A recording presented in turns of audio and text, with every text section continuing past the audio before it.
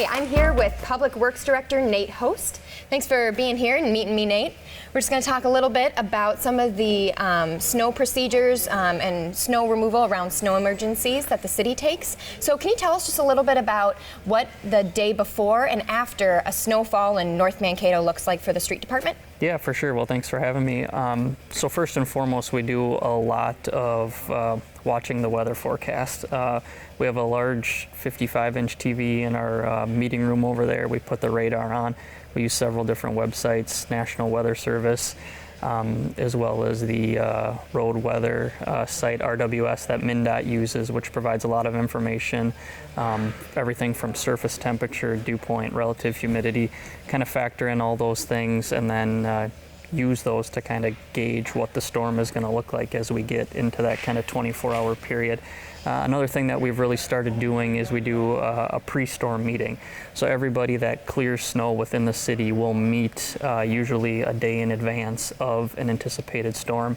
We talk about things like anticipated precipitation levels, temperature, what we're going to do for treatment, whether that's pre-treatment or de-icing afterwards. If we have to look at extending shifts like an overnight shift, just to maintain those drivable conditions during a snow event.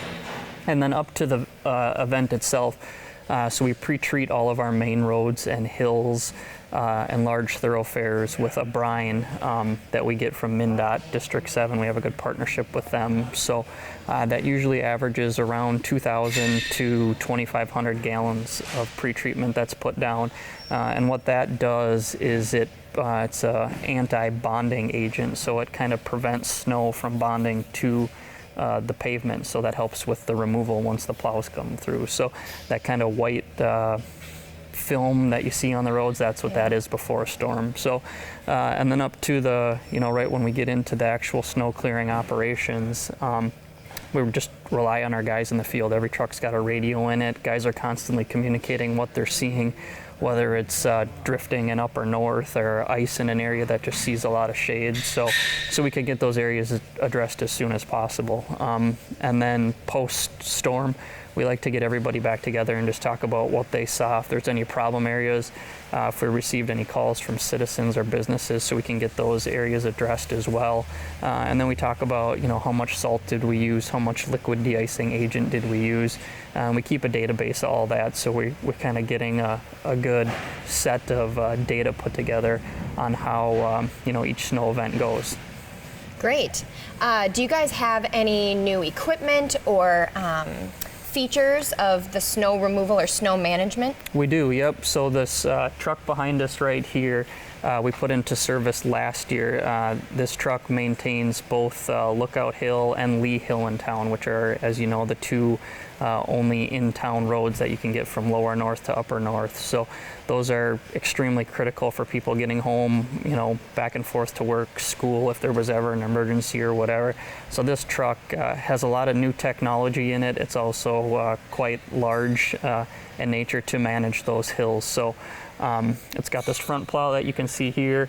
There's a plow underbody under the body, which is for scraping, and then it's outfitted with brine tanks, which can obviously hold that liquid to do pre-storm application, or during a storm we apply liquid with dry salt as well. Some cool technology with this is all the salt dispensing is linked to a computer, which is all based on ground speed. So there's a computer in this truck that tracks how fast the truck's going, and it'll regulate how much salt it's putting out. So obviously the faster you're going, the more salt it's putting out because you're covering more ground. So and it can read temperature of the surface, air temperature, and it's all documented via computer that the driver has control of in the cab. Really neat. Yeah, so and then on some of our older trucks, we've just done some things. Liquid is a real advancement in the snow de-icing or removal process. So we've outfitted a lot of our trucks with those liquid tanks that are able to put liquid down, post-storm to help melt that compacted snow or ice off the roads. So this year, everybody went through the MPCA Smart Salting class, which is put together by a bunch of industry professionals, mainly a guy who ran snow removal operations in the city of Minneapolis. He was in charge of like 250 plow trucks whatnot. So really experienced individual.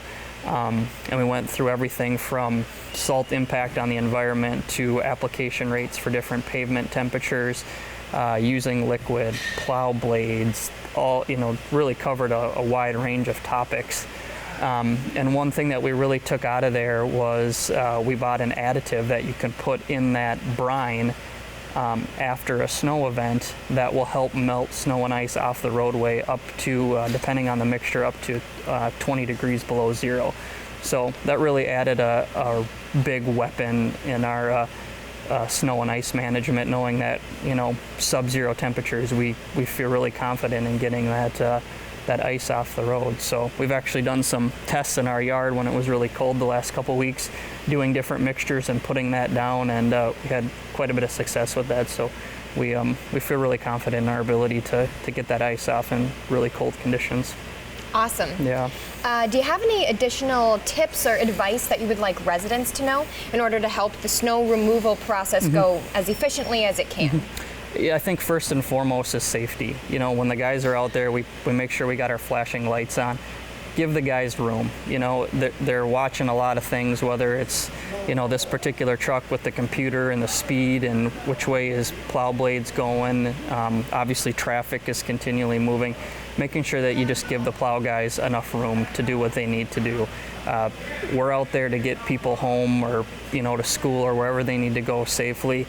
Let the trucks do the work. It's safer behind a truck than it is, on the side or in front of the truck. Kind of rule of thumb's 100 feet. We always tell people, if you can't see the side mirrors, they can't see you. We use a lot of big equipment. If they're not able to see you, they're going to assume that there's nobody behind them. So that's first and foremost. Secondly, just, making sure you give us enough time to get stuff cleared up. We've got 120 lane miles in town, which is about 70 miles of roadway. We kind of divide that out into routes or whatever, and obviously we want people to be able to drive on, a great road surface, but it takes time to clean that stuff up. So depending on what kind of snow, if it's heavy, wet, it just takes a little bit longer. So we got a lot of weapons at our disposal. We got guys that are willing to work all sorts of hours, but it comes down to time. So. And then lastly, if you're able to get your car off the street, that just helps us plow the road as wide as possible, curb to curb, which last year with record snow in February, that stuff starts to pile up. Those roads start to get narrower, and we kind of get in a bind because you got boulevard snow that's 5 feet tall. The plows are good, but they can't get over the top of that stuff. So if possible, just move your car into the driveway and let us go curb to curb, and once the plow comes by, you can get back parking on the street, and should be nice and wide for you.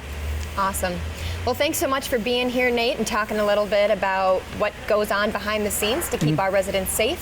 Thanks again for all that you do and that the Public Works Department does for us. Thank you. Tune in next month for need-to-know information from Community Development Director Mike Fisher about the upcoming 2020 census. This has been Need to Know North Mankato.